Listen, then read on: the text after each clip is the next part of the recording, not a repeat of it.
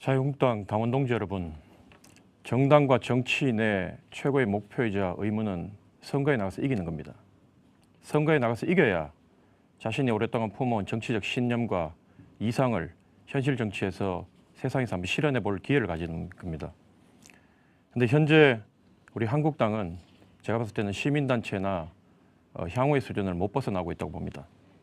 대선 패배와 탄핵 충격에서 아직도 벗어나지 못해서 한풀이 정치 수준에서 머물고 있습니다. 빨갱이, 좌파 이렇게 외치고 거리에 들어눕고 깨부수고 이렇게 하면 국민들이 우리에게 정권을 주겠습니까? 일할 기회를 주겠습니까? 정치는 다 때가 있습니다. 나가야 될 때가 있고 물러나야 될 때가 있고 공격해야 될 때가 있고 아프지만 이를 악물고 참아야 될 때도 있습니다. 선조의 조급증 때문에 일본군이 있는 본거지 남해를 공격하라고 명령을 내렸지만 이순신 장군은 그때 참았습니다. 그것 때문에 파면당하고 불려가서 고문을 당하고 어려움을 겪었습니다. 반면 원균 장군은 그러한 부당한 명령을 거부하지 못하고 돌격해서 결국 조선 수군을 괴멸시켰습니다. 그 패배, 칠천량 해전의 패배는 우리 조선 수군이 임진왜란과 정유재란 때 겪은 유일한 패전이었습니다. 현재 한국당을 보면 조급증으로 말과 행동이 너무 거칠고 또 국민의 소리에 집중하지 못하고 평균 민심을 무시하고 있습니다. 이래서는 이길 수가 없습니다. 저 조대원 늘 이기는 길을 걸어왔습니다. 어떻게 하면 총선에 승리하고 대선에 이겨서 우리 당원 동지들한테 승리의 영광을 돌려줄까 그것만 고민하고 왔습니다. 저한테 기회를 주신다면 꼭 이기는 길을 동지 여러분께 보여드리겠습니다. 고맙습니다. 예, 저는 김순례 후보님께 질문하겠습니다. 얼마 전에 5.18 진상규명 공천회에서 하신 말씀을 제가 좀 보았습니다. 여기서 되풀이하지는 않겠습니다. 처음에 그 내용을 듣고 실제로 그런 말씀을 하셨는지 저의 귀가 좀 의심스러웠습니다. 사실 5.18 문제는 이미 우리 당이 전신이 집권할 때 이 법으로 특별법을 통과해서 많은 논란과 아픔을 겪으면서 어렵게 사회적 합의를 도출해서 결론을 낸 부분입니다.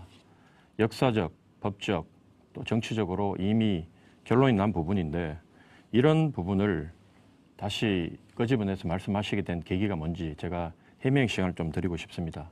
사실 그때 김영삼 대통령 때 이 일이 이루어졌는데 당장 그 아드님인 김현철 씨도 아버지의 사진을 자유한국당에서 떼내달라고 얘기할 정도로 분노하고 있는 상황입니다.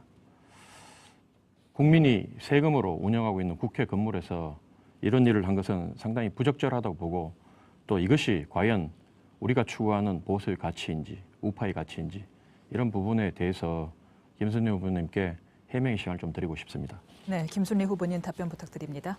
조대원 후보님 너무 감사합니다. 제가 국민들의 마이크를 잡고 또 이 부분에 대해서 다시 한번 기회를 주신 우리 조대원 후보님께 깊은 감사의 말씀을 드리겠습니다. 제가 여러분의 입장문을 통해서 혹시 제가 절제되지 않은 사려지지 않은 단어를 통해서 혹시 유공자 여러분 가족들에게 진실한 유공자 여러분 가족들에게 아주 심려를 끼쳐드린 점에 대해서 저는 사과의 말씀을 드리고 다시 한번 심심한 위로의 말씀을 전합니다. 제가 말씀드린 것은 원내 당 대변인을 하면서 저희가 5.18 5월 18일이 되기 전에 우리 위원회가 구성되어 있기 때문에 다시 한번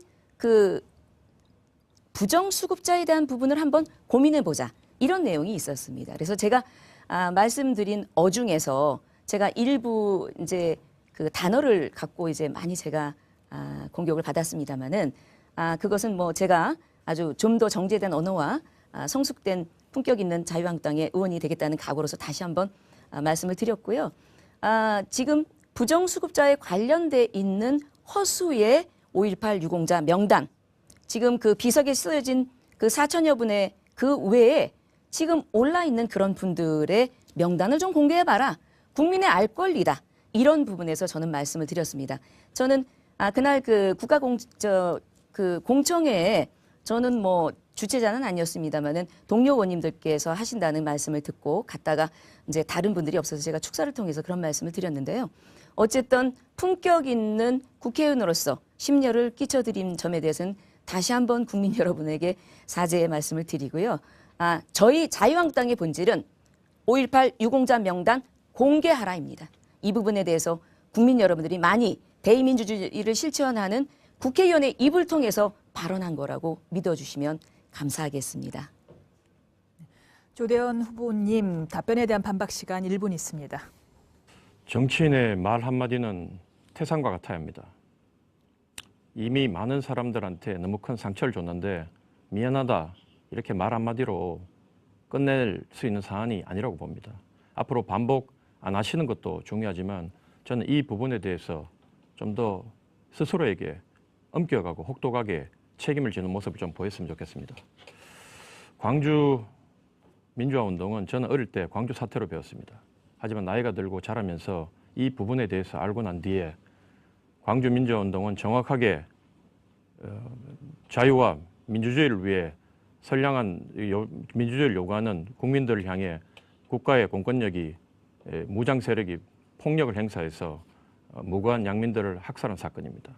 이 부분에 대해서는 반드시 우리가 사과를 해야 되고 어쨌든 그분들에 대해서 상처를 치료하고 위로하는데 우리가 어쨌든 최선을 다해야 된다고 봅니다. 네. 저는 정미경 후보님께 질문하겠습니다. 수도권에서 여성으로서 정치를 하신다는 게 참 얼마나 힘든지 제가 좀 압니다. 남성들도 너무 힘들지만 여성들이 더 힘든데 지난 지방선거 때 너무나 힘든 선거를 치르신 거 제가 옆에서 지켜보면서 참 가슴이 많이 아팠습니다. 저희 지역도 하루 15시간씩 주민들한테 가서 사죄하고 반성한다 그러고 또 살기 위해서 현수막까지 막말 사죄한다는 붙이고 뭐 이렇게 노력했지만 저희들 후보들 다 죽였습니다. 그때 주민들 앞에 당 보지 말고 사람 봐달라고 이렇게 막 호소하면서 저희들 울부짖을 때 어떤 심정이냐면 이게 옛날에 그 대구 경북 영남의 이 통진당보다도 지금 수도권에 있는 자유한국당이 더 힘들구나 뭐 이런 걸 많이 느꼈는데 지금 우리 당에서 최근에 있었던 5.18에 관련된 말실수라든가 행동실수라든가 이런 것들을 바라보면서 이제 김정은 답방보다도 김정은 답방은 수습할 자신이 있는데 내년 총선 앞두고 근데 만약에 우리 당에서 우리 동료들이 저렇게 내부에 총질을 하는 저런 언행을 했을 때 이걸 어떻게 수습할까 참 너무나 답답합니다. 우리 총선 수도권 승리하려면 어떻게 해야 될지 지금 현재 우리 지도부 이 길을 가고 있는 길이 맞는 건지 한번 말씀해 주셨으면 좋겠습니다. 네, 이제 정미경 후보께서 답변해 주십시오. 지금 그 예전에 박근혜 대통령을 찍었던 분들, 이명박 대통령을 찍었던 분들, 그 분들 중에 제가 분석하기로는 한 30%가 이제 나갔습니다. 그렇기 때문에 우리가 내년 총선을 이긴다고 하는 건 결국 뭐냐면 그 잃어버린 30%를 어떻게 설득해서 자유한국당을 지지할 수 있도록 만드느냐. 이게 저는 핵심이라고 보고 있습니다. 그런데 제가 이거는 예를 한번 들어보겠습니다. 제가 강적들을 녹화하면서 녹화 현장에서 제가 자유한국당이기 때문에 많이 조롱당해요. 토론 과정에. 여러분이 상상하시기 좀 어렵겠지만 그런 일이 막 벌어지거든요. 근데 그럴 때 제가 이제 중간에 그 화장실에 가서 녹화 중간에 이렇게 손도 막 박박 닦으면서 무슨 생각을 하냐면 그들이 낮게 갈 때, 그들이 수준 낮게 나와도 우리는 더 품격 있게 가자. 그들이 막말을 해도 우리는 더 품격 있게 하고 막말하지 말자. 이런 게 제가 생각했던 방식이었어요. 그렇게 하지 않으면 이겨낼 수가 없는 거예요. 그래서 문재인 정권에 대해서 야당으로서의 품격 있고 그다음에 투쟁력 있는 견제 기능을 가져야 합니다. 지금 자유한국당이 가장 부족한 부분이 대여 투쟁력입니다. 근데 그 투쟁을 할 때 품격 있게 해야 됩니다. 그다음에 논리적으로 해야 됩니다. 그래서 국민들께서 보았을 때, 야, 되게 이성적이고 합리적이구나. 우리 다시 지지해야 되겠구나. 왜냐하면 지금 문재인 정권에 대한 실망이 정말 바닥에 깔리고 있습니다. 그 청와대와 문재인 대통령은 그걸 모르고 계십니다. 그러니까 대여 투쟁력 확실하게 해야 됩니다. 네, 조대현 후보님 답변에 대한 반박 시간 1분 있습니다. 이대로 가면 내년 총선에서는 기껏해봐야 TK 자민련, 잘하면 영남 자민련 정도의 당으로 찌그러질 것입니다. 저희 수도권에서 젊은 위원장들 한 20명 정도 모여서 몇 달 동안 공부 모임을 하고 있는데 과연 우리가 여기서 몇 명 살아날 수 있을까? 따져보니 한 3명 정도가 그나마 좀 붙어볼 만하고 나머지는 다 떨어진다. 이런 결론이 납니다.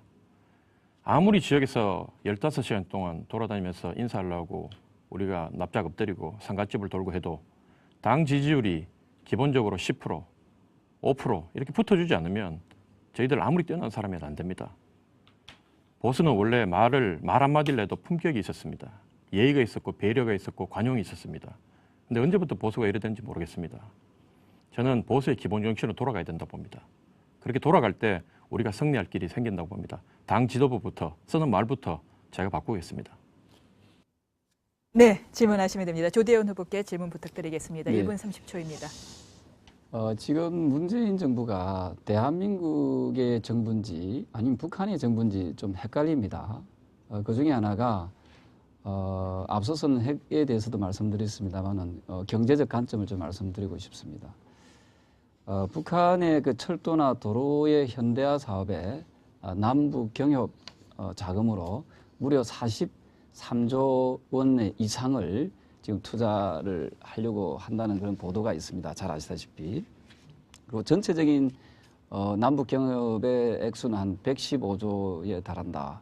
뭐 이런 주장도 나옵니다만은 이 부분에 대해서 우리 조대원 후보님께서는 이 남북 관계의 SOC 사업에 특히 철도라든지 도로에 이렇게 어마어마한 국민의 예산이 들어갈 수 있는 이러한 사업에 대해서 정부의 인식에 대해서 어떤 입장인지 한번 말씀해 주시기 바랍니다.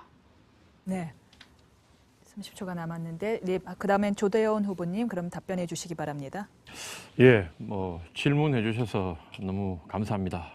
이 국회의원분들만 서로 주고받으면서 질문을 주고받으셔서 좀 지루하게 기다렸는데 얼마 전에 그 제 사업을 하는 제 친구를 좀 만났습니다.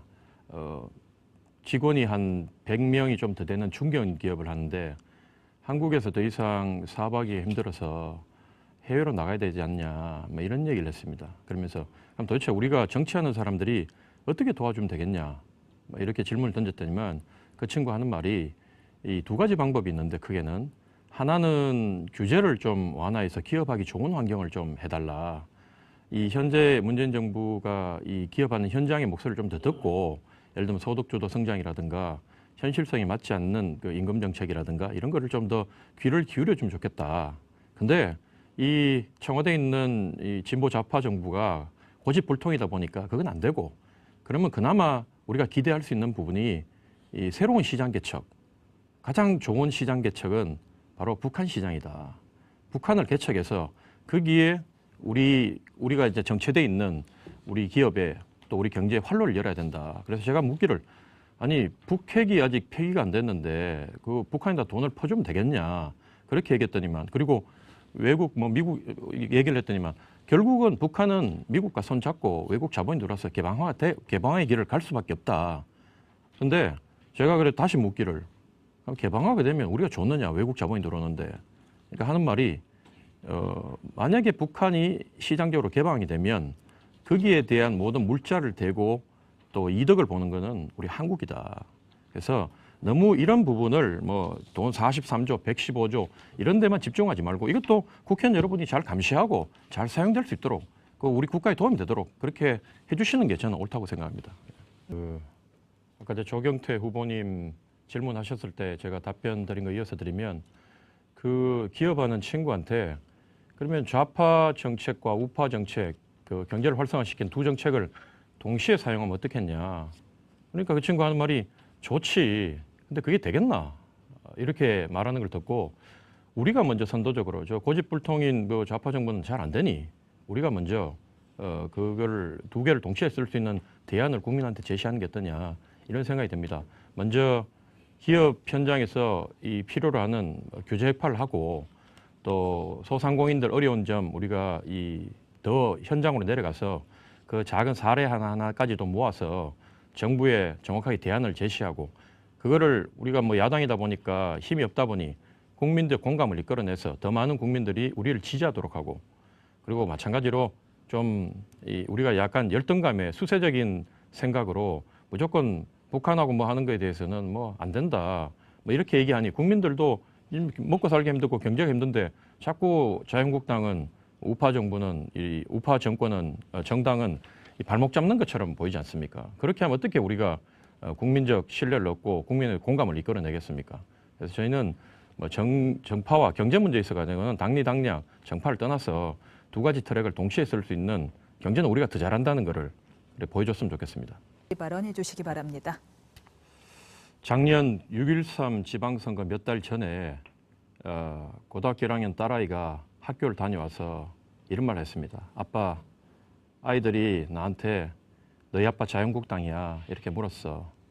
그 당시 우리 당이 원체 인기가 없었기 때문에 제가 그 아이 보고 왜 그 애들이 놀려? 이렇게 얘기했더니 그건 아닌데 걔들 부모님들이 얘기하기를 자유한국당에 있는 사람은 딱 두 가지 부류가 있대. 하나는 구제불능인 나쁜 사람, 또 하나는 용기가 없는 나쁜 사람. 제가 그 소리를 듣고 이건 아니다 싶어서 그때 현수막을 붙이기 시작했습니다. 남북 정상회담 환영, 북핵 폐기 꼭 가자. 문재인 대통령 취임 1주년 축하, 경제도 좀 살려달라. 적폐청산 찬성하고 지지합니다. 고양시 민주당 정권 8년 꼭 공정하고 철저히. 그리고 제가 막말 사죄하고 반성합니다. 주민 여러분, 저에게 기회를 주십시오. 주민 보고 일만 하겠습니다. 이렇게 얘기했을 때 많은 시민들과 젊은 층들은 이걸 보고 참 기발하다. 야, 한국당에도 저렇게 생각하는 사람이 있네. 이렇게 호응해 주셨는데 우리 당에서는 저보고 징계를 한다느니 어떻게 그런 비상식적인 행동을 한다느니 뭐 이렇게 했습니다. 저를 자르겠다느니. 근데 결국 어떻게 됐습니까? 선거 이후에 그 지도부 잘렸지 않습니까? 조대원 살아남고. 여러분, 방식을 바꿔야 됩니다. 지금까지 방식 다 실패했지 않습니까? 인물도 바꿔야 됩니다. 새로운 인물이 우리 당에 승리를 안겨줄 수 있습니다. 기회를 주십시오. 고맙습니다.